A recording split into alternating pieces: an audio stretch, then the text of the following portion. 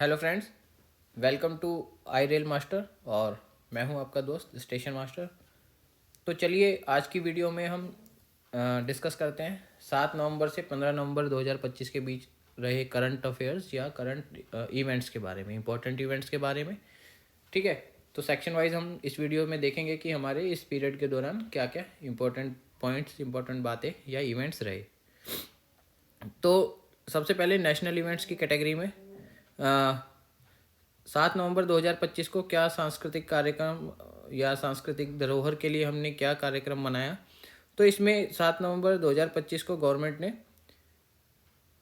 150 years of Vande Mataram, जो हमारा राष्ट्रगीत है, उसके 150 साल कंप्लीट हो, जो उसकी कंपोजिशन को 150 साल कंप्लीट हुए, उसके लिए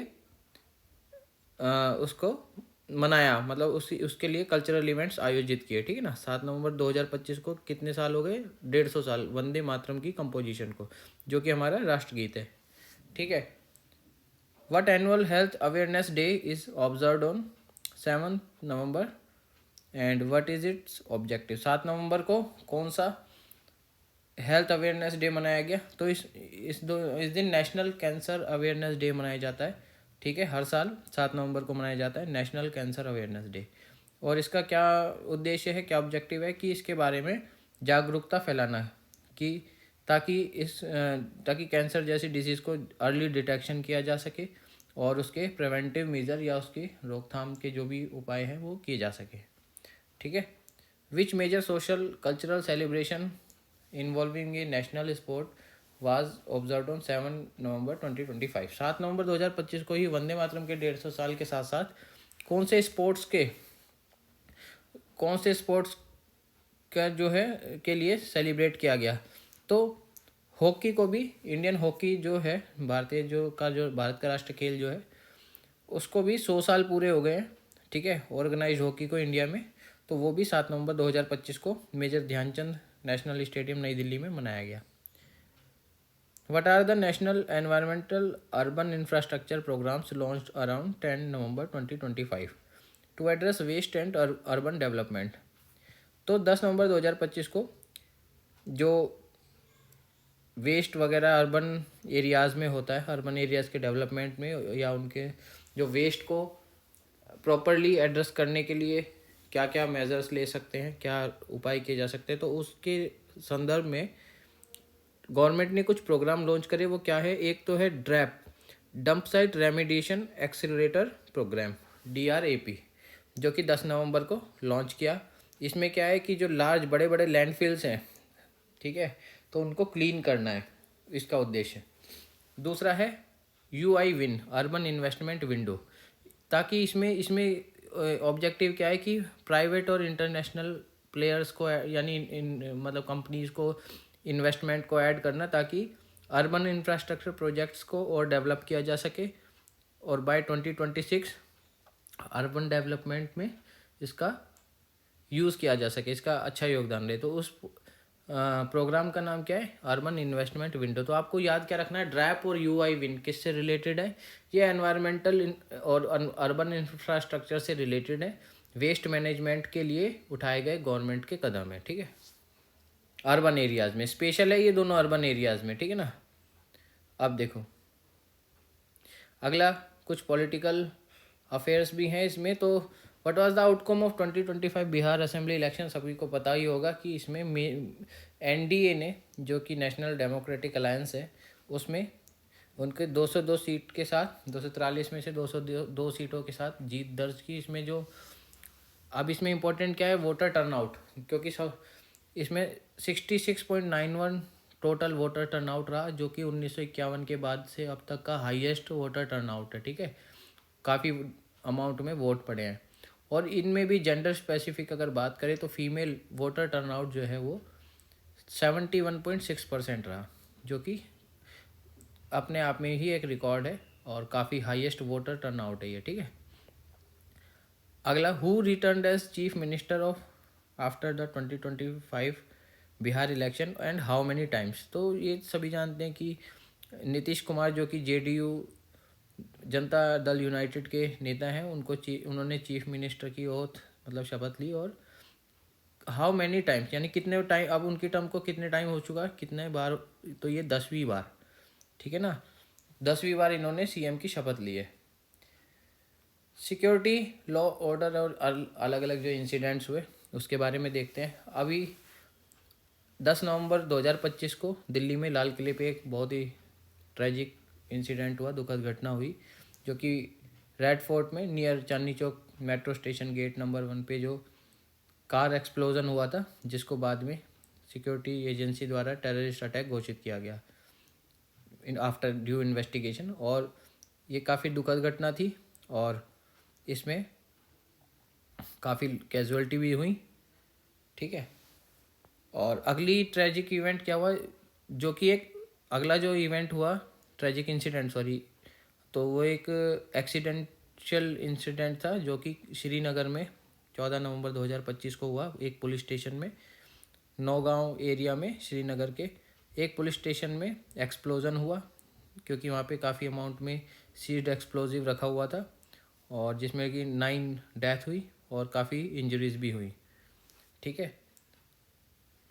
और नेशनल इवेंट्स और डेवलपमेंट की अगर बात करें तो what milestone regarding patent filing, जो जैसे जो कि पेटेंट फाइनल मतलब पेटेंट किसी भी चीज़ का जो फाइल करते हैं, और किसी भी चीज़ का एक तरीके से कोई चीज़ अगर डिस्कवर किसी के द्वारा की जाती है तो वो उस पर अपना हक मतलब अथॉरिटी साबित करने के लिए अपने नाम से एक पेटेंट फाइल कराता है।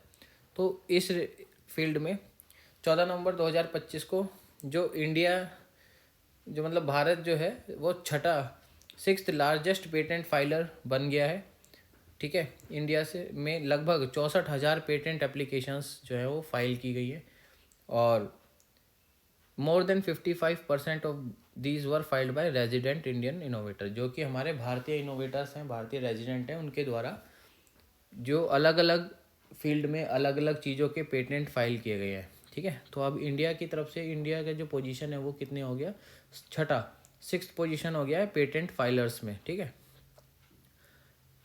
Which large scale military exercise was conducted in early November 2025 and what was its purpose. Trishul 2025, ठीक है, त्रिशूल नाम से एक मिलिट्री एक्सरसाइज हुई थी नवंबर 2025 में, जिसमें ट्राई सर्विसेज यानी आर्मी, नेवी और एयरफोर्स तीनों ने भाग लिया, और ये एक जॉइंट ऑपरेशनल एक्सरसाइज थी, ठीक है, युद्धाभ्यास था, और ताकि हम अपनी इंटर सर्विस इंटरऑपरेबिलिटी को यानी कि आपस में कोऑर्डिनेशन को की जांच कर सकें, देख सकें कि हम वारफेयर के लिए कितना at the time of war हमारी कितनी प्रिपरेशन है, और उसको और स्ट्रेंथन कर सके। अब इसके अंदर, इस एक्सरसाइज के अंदर लगभग 30,000 आर्मी पर्सनल और 25,000 नेवल शिप या सबमरीन्स, 25,000 नहीं, 25 नेवल शिप या सबमरीन्स और कई सारे फाइटर जेट्स ने पार्टिसिपेट किया, ठीक है, ताकि हम अपना जॉइंट ऑपरेशन को जो फिजिबिलिटी है उसको चेक कर सकें। एक्सरसाइज का नाम याद रखना है, क्या एक्सरसाइज का नाम क्या है, त्रिशूल 2025, TSC 2025, ठीक है। दूसरे कुछ events, how does India's rise in patent filing ranking corresponding to its global innovation in status. अभी जैसे मैंने ऊपर बताया था कि India 6th largest patent filer बन गया है, और इसी से उसका जो इनोवेशन इंडेक्स में, ग्लोबल इनोवेशन इंडेक्स में रैंकिंग जो है वो अब 81st से नीचे आके 38th आ गई है, ठीक है। यानी कि इंडिया में इकोसिस्टम इम्प्रूवमेंट के लिए एक बहुत अच्छा उदाहरण है, और जिससे कि हमें पता चला है कि इनोवेटिव आइडियाज़ को प्रोत्साहन दिया जा रहा है, और कई सारे इनोवेटर्स इंडिया से निकल के आगे आ रहे हैं, ठीक है। तो GII यानी ग्लोबल इनोवेशन इंडेक्स में हमारा जो पोजीशन क्या हो गई है, अब 38 हो गई है 81st से, ठीक है। तो काफ़ी अच्छी इंप्रूवमेंट है ये। कुछ एग्ज़ाम रेलेवेंट इंपॉर्टेंट डेज हैं, वो भी एक बार देख लेते हैं। World science day for piece and development कब मनाया गया, 10 नवंबर 2025 को, और इसकी थीम क्या थी, science for a sustainable future, जो कि क्वेश्चन नंबर 15 है। अगला question, on which day was national education day observed? National education day कब मनाया गया? 11 नवंबर 2025 को, ठीक है। और ये कौन से, जो हमारे कौन से लीडर, कौन से नेता जो कि जिन्होंने भारतीय राष्ट्रीय स्वतंत्रता संग्राम, जो संग्राम था, फ्रीडम फाइट में भी भाग लिया, फ्रीडम फाइटर थे, जो इनका नाम क्या है? मौलाना अबुल कलाम आज़ाद, ठीक है। ये हमारे फ्रीडम लीडर भी थे और इनकी ही बर्थ एनिवर्सरी के रूप में नेशनल एजुकेशन डे मनाया जाता है, ठीक है, 11 नवंबर 2025 को। Van is world diabetes day observed? World diabetes day कब मनाया जाता है? 14 नवंबर 2025 को मनाया गया। और 14 नवंबर को हमारे दूसरे ग्रेट लीडर पंडित जवाहरलाल नेहरू जी का भी बर्थडे मनाया जाता है, सबको पता ही होगा, ठीक है।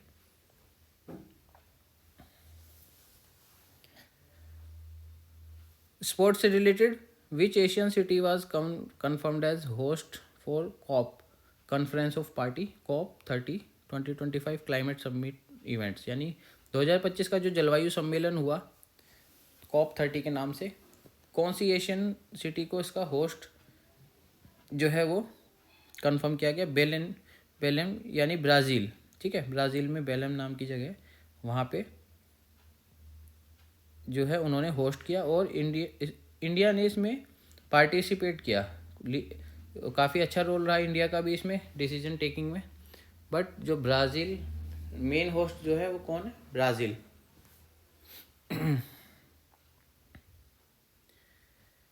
विच Indian shuttler made headlines during 7 to 15 November 2025 for consecutive wins in Asian events? तो एशिया इवेंट्स में ये जो गेम है, ऑस्ट्रेलियन ओपन सुपर 500 जीता है किसने? लक्ष्य सेन ने। और वो कहाँ से हैं? इंडिया से, ठीक है। तो कौन सा गेम जीता है? ऑस्ट्रेलियन ओपन सुपर 500, ठीक। तो ये कुछ इम्पोर्टेंट इवेंट्स या करंट अफेयर्स थे 7 से 15 नवंबर 2025 के बीच के।